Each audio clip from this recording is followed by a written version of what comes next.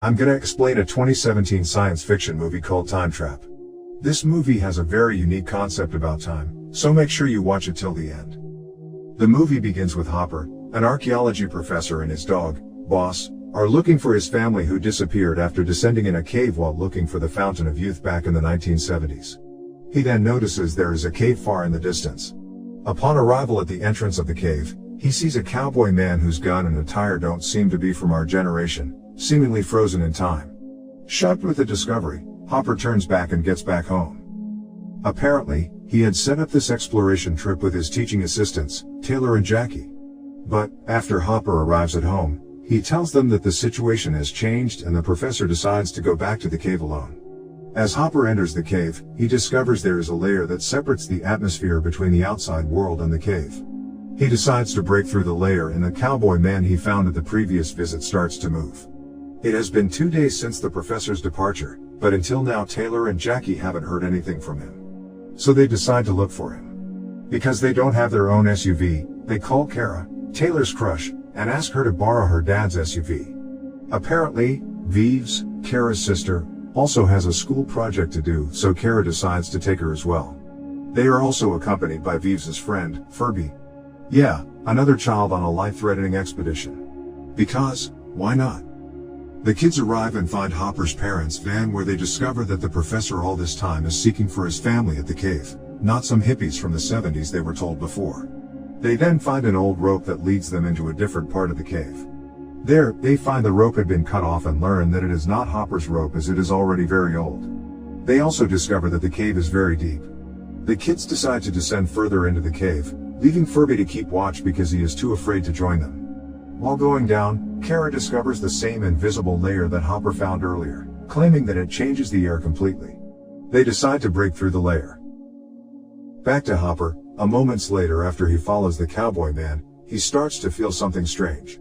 He notices a strange dance of light. It is as if someone is constantly dimming and brightening the entrance of the cave with a huge flash or something. After that, he suddenly hears a screaming voice and escapes from the cave. As we see previously, Hopper entered the cave when the sun was still shining, but only less than 5 minutes inside. The outside world has become very different as his car is covered by overgrowth plants and it is already night. It just seems like a couple minutes in the cave is equivalent to decades outside. He also finds Kara's SUV and Jackie's backpack, so he decides to get back into the cave. Back to the kids, as they begin to explore, they suddenly hear screaming voices and the girls decide to leave from the cave, starting with Jackie. But the rope suddenly gets cut off and she falls off, injuring both Jackie and Taylor who tries to save her. Taylor then pulls the second rope, finding that one to be cut off as well. The group begins to think that it is Furby who purposely cuts the rope for messing around. They try to communicate with Furby from the radio, but he does not respond. Eventually, they hear some muffled sounds from the radio asking for help, claiming that it is Furby. Left with no option, the group decide to move further inside the cave, leaving the injured Jackie alone. At the other side of the cave, the group discovers a cut-off rope and Furby's dead body, with a broken neck. They then replay the recording from Furby's camera to see what happened to him.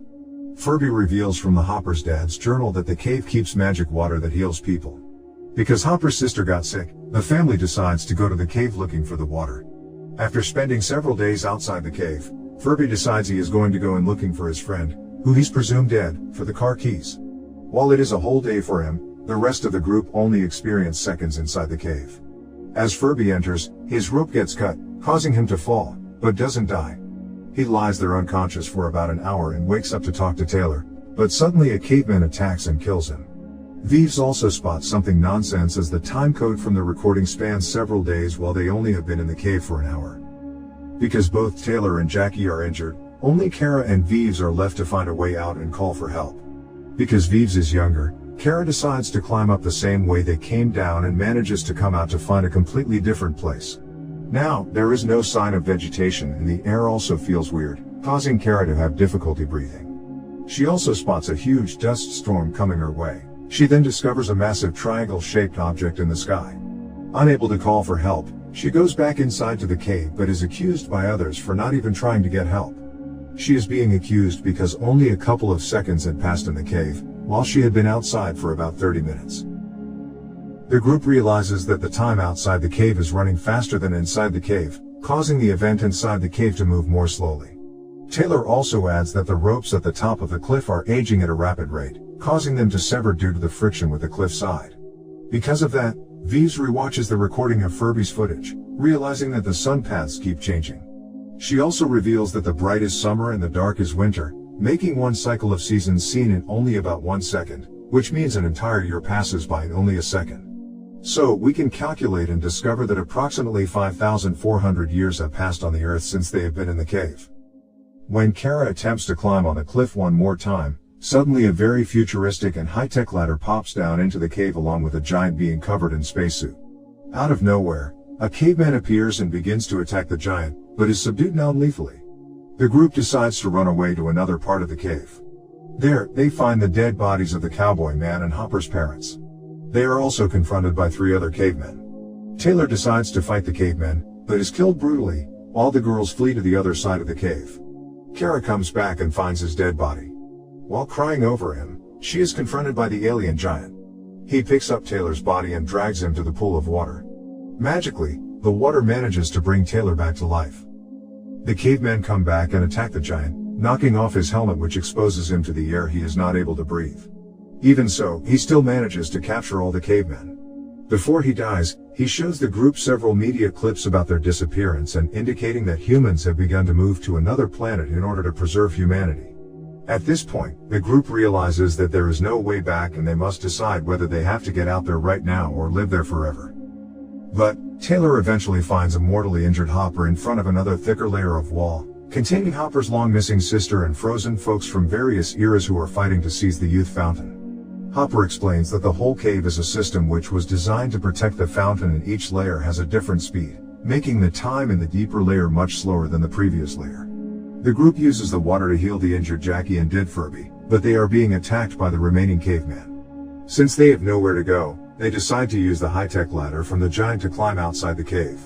As they reach the cave's mouth, they discover that the entrance has been filled by water. Kara tries to break through the layer, but suddenly is yanked by strange creatures, which turns out later to be a further evolved human. A moments later, a fully suited Kara returns to the cave, followed by high-tech rope to retrieve everyone from the cave, including Furby, Hopper, and Hopper's parents. At the end of the film, Furby, Hopper, his parents and sister are all brought back to life.